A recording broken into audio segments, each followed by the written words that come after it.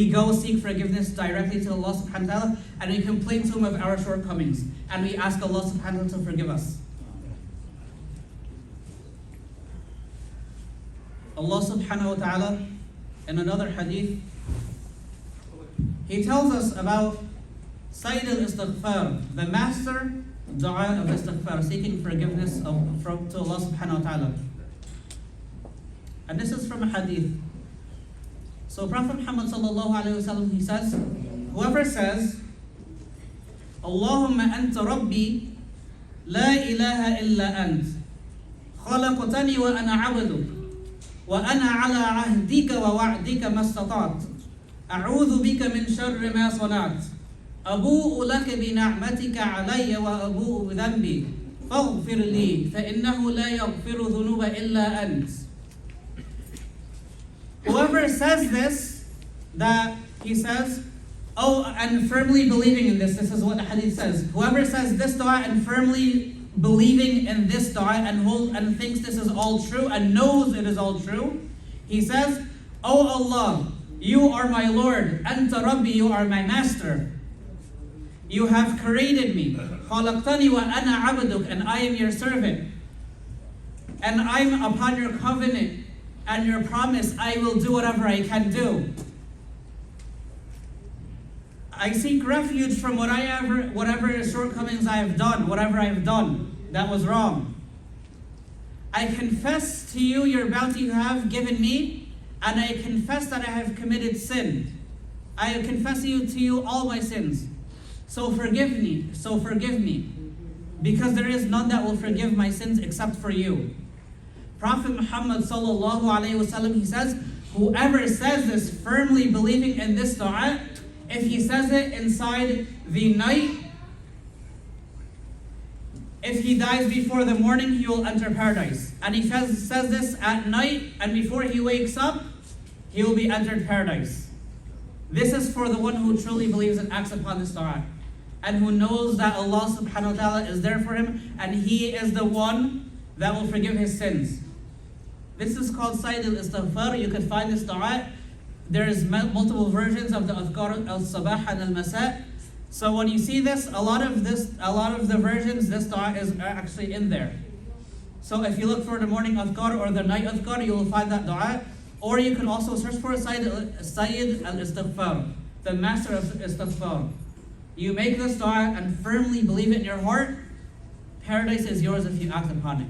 And we ask Allah subhanahu wa ta'ala for the highest level of paradise. أقول قولي هذا واستغفر الله لي ولكم استغفروا الله.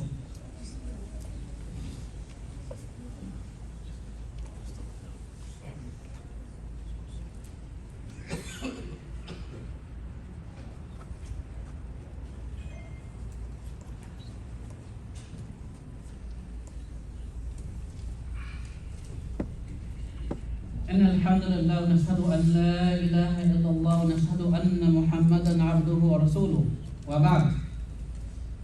I'm going to relate to you a modern day story of how istighfar had worked for somebody.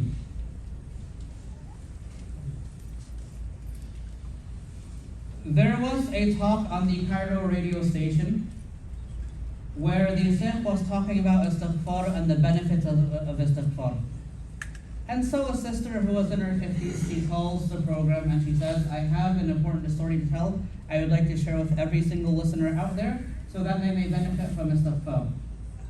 Now obviously everyone's outcome is going to be slightly different from what they get with istighfar. You're probably going to not get the same thing as this lady did, but you will get some sort of protection, you'll get some sort of rizq, you'll get some sort of comfort from distress, and so on and so forth. And you'll get the benefit of forgiveness, inshallah. So this sister, she reports, I was married and I had 5 children at the age of 27. I had 5 children at the age of 27.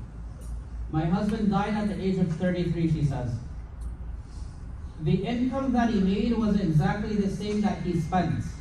So basically she was living paycheck to paycheck. And so she calls her local mosque and she talks to the sheikh. Sheikh, my husband passed away, his income was just enough to get by.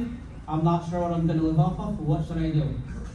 She says, sister, he says, sister, make istighfar. Seek forgiveness from Allah subhanahu wa ta'ala. Sheikh, I have 5 children. What am I going to do? I'm the one raising them. Make istighfar. But Sheikh, I have a lot of difficulty here. I need help. Make istighfar. The Sheikh continues to say. So she says, Sheikh, every single problem I told you about, you gave me the same answer, make istighfar. He says, yes. So this sister, she took the word of the Sheikh, not knowing where this would go. And so she made it a point to make istighfar all the time, whether she was doing something around the house, while she was doing something with her children, whether she was in silent before going to bed, whether it is that she had to take a side job, she always made istighfar. She then reports 6 months later, after making constant istighfar, she gets a phone call and she says, sister, this person says, sister, is your husband the name so and so? She says, yes. She said, your husband had a small plot of land. Your husband had a small plot of land in this area. And so this foreign company that is not from Egypt, they want to build on it and they want to use this land along with the other land that they've purchased. And so she said, go for it, take it, and she gave him a price, and that price was sufficient for her to live up till this day. And this is from making istighfar. She also reports from the amount of istighfar she would make her children when they were young, they would also make istighfar not knowing what it really meant. But because they saw their mother keep on making istighfar, they also kept on reciting istighfar. And so this person, she called, she was in the age of 50, she was 27 at the time of her husband's death. And she said she is still living off that money that was made from the land that the foreign company wanted to use. Why? Because she took the advice of the Sheikh, she firmly believed in Allah subhanahu wa ta'ala, she made istighfar. So we ask Allah subhanahu wa ta'ala to make us from those who will constantly seek His forgiveness day and night. We ask Allah subhanahu wa ta'ala to give us the benefits of istighfar, to make for us from every difficult, stressful situation and some relief, and to give us a relief from every discomfort and distress. We ask Allah subhanahu wa ta'ala to sustain and to give us rizq from where we know not. We ask Allah subhanahu wa ta'ala to give us the highest level of paradise. We ask Allah subhanahu wa ta'ala to forgive our sins and accept our good deeds. We ask Allah subhanahu wa ta'ala to make us from the highest level of paradise. We ask Allah subhanahu wa ta'ala to have mercy on our deceased and cure our ill. We ask Allah subhanahu wa ta'ala for those seeking a righteous spouse to give them a righteous spouse. For those seeking a righteous offspring to give them a righteous offspring. For those who are going to get ready to go back to school to give them the best level of education and so that they get knowledge in your path for your sake, Ya Allah.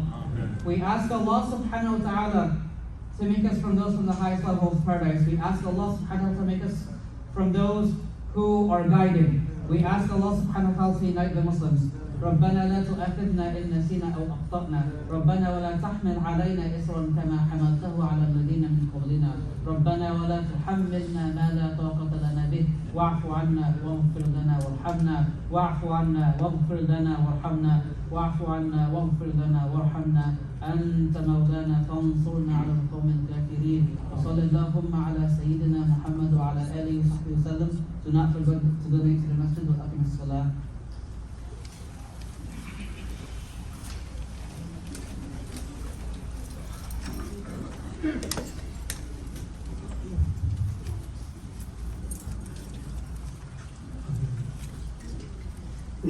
الله أكبر أشهد أن لا إله إلا الله أشهد أن محمدا رسول الله حي على الصلاة حي على الفلاح قد قامت الصلاة قد قامت الصلاة الله أكبر لا إله إلا الله. So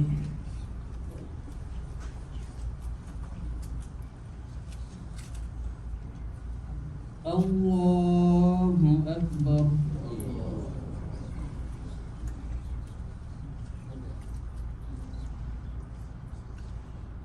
بسم الله الرحمن الرحيم الحمد لله رب العالمين الرحمن الرحيم مالك يوم الدين إياك نعبد وإياك نستعين اهدنا الصراط المستقيم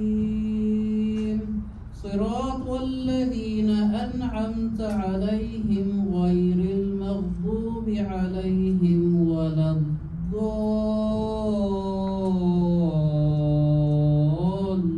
الضالين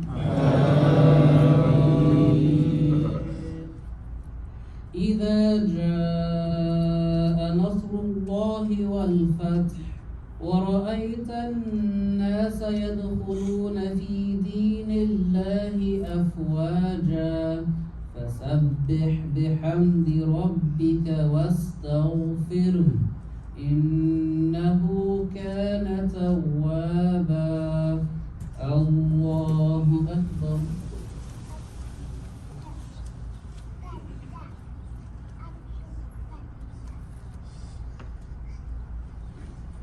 سمع الله لمن حمده الله أكبر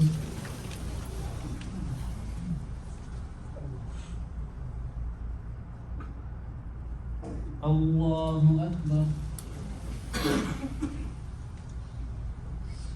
الله أكبر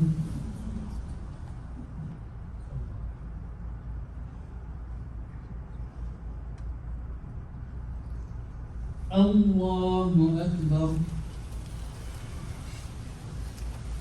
بسم الله الرحمن الرحيم الحمد لله رب العالمين الرحمن الرحيم مالك يوم الدين إياك نعبد وإياك نستعين اهدنا الصراط المستقيم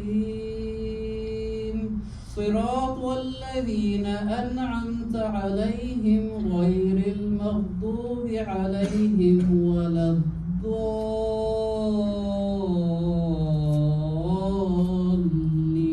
الضالين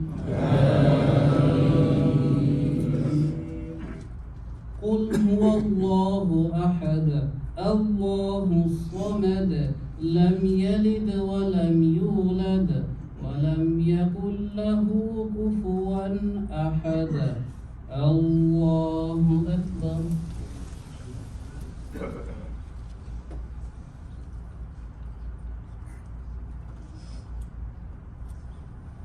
سمع الله لمن حمده الله أكبر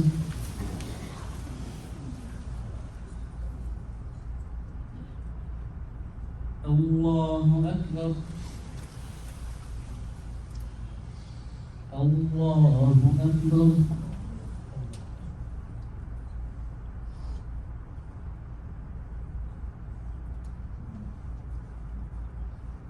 الله أكبر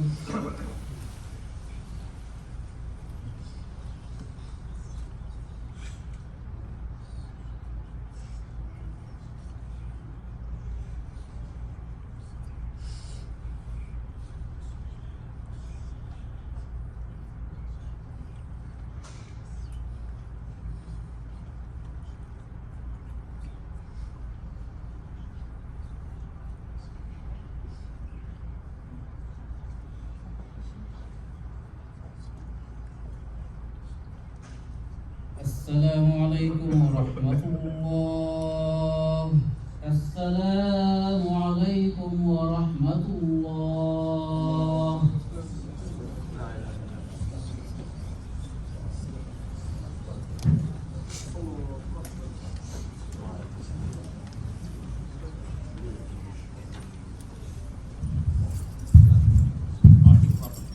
Assalamu alaikum.